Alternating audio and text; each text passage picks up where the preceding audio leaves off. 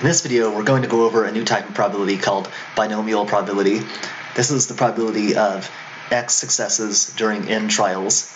So this type of probability is calculated when you want to know the probability of something happening X number of times during a certain number of trials. So if you wanted to find the probability of getting 6 heads in 10 coin tosses, you would use this formula that we're going to talk about. In that situation, X would be 6 and N would be 10. Or let's say you wanted to find the probability of tossing a coin 5 times and getting 2 heads. Well, then you would use this formula, and X would be 2 and N would be 5, because you're trying to find the probability of something happening 2 times in 5 trials. So I need to explain what I mean by the word success. So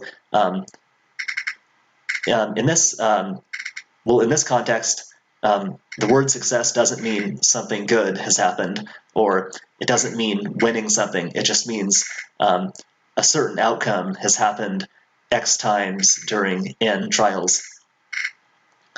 So if you toss a coin 5 times and you decide to calculate the probability of getting 2 heads in 5 tosses, you've basically decided that you consider heads to be a success because that's what you're focusing on.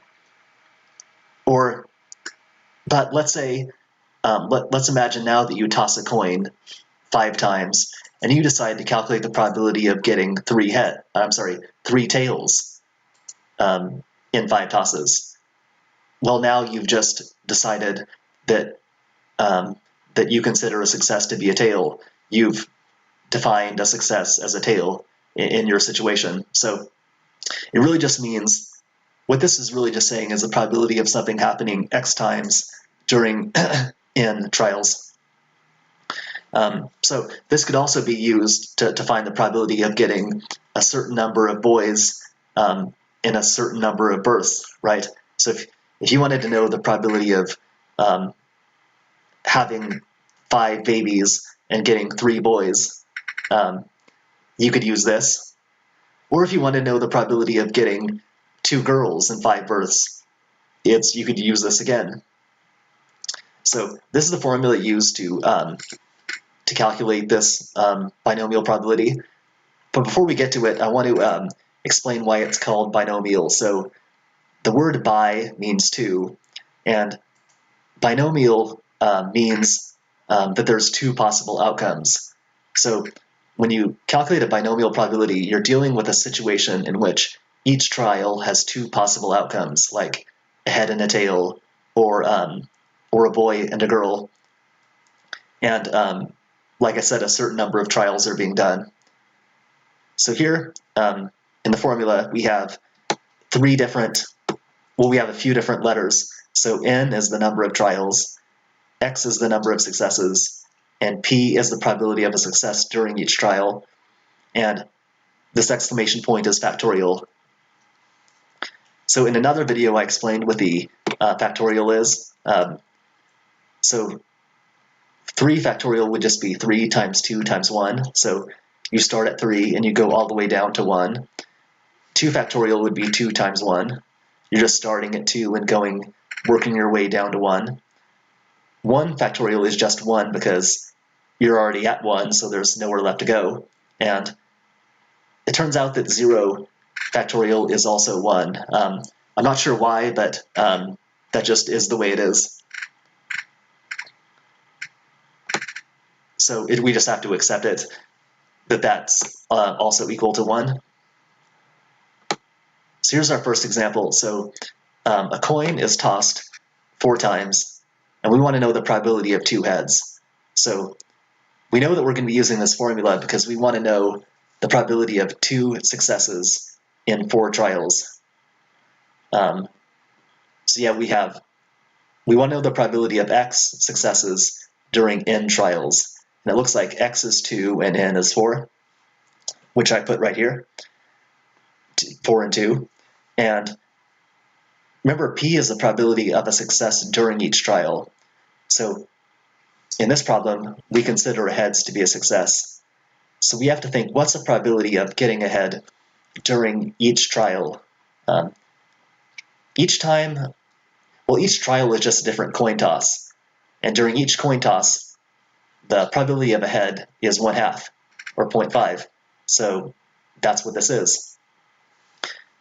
So P is 0.5. That's the probability of a success during each individual trial. Now we plug these in for just into the formula I showed you, 4, 2, 2. Here we have our P, which is 0.5. Just the basic probability of a head is 0.5. 2 is X. 1 minus P, and then N minus X. So let's work this out. So, remember, if you want to remind yourself of what I'm following here, just go back to this slide, and it shows you what I've plugged in. And remember that these are multiplication signs. It's not an X. That's why I made them bigger than these X's. So here, first, let's start with this left part right here. So 4 minus 2 in the parentheses is 2. Now let's just expand out all of these numbers. So we have 4 going down to 1 on top. We have 2 times 1 from here. We have another 2 times 1 from here. We've expanded out all three numbers. And then now we're going to cancel out whatever we can. So 2 times 1, 2 times 1. And we're left with this from here. Now we're going to multiply. So 4 times 3, 12.